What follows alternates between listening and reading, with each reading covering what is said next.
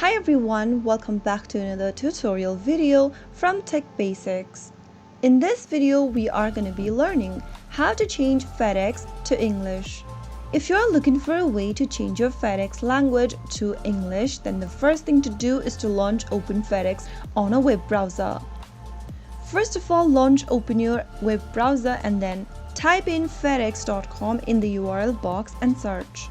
After you end up in the official site of Fedex, scroll all the way down and then go to this language option. If you've changed your language to something else and you want to get back to English, then simply click on the drop down at the bottom right hand corner and select English. Soon after you click on English, you will then be able to change your display language for Fedex website.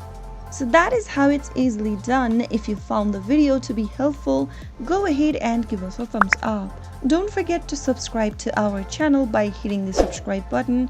Press on the notification bell so that you'll never miss another upcoming upload from us. I will be back again in the next episode. Thank you for watching.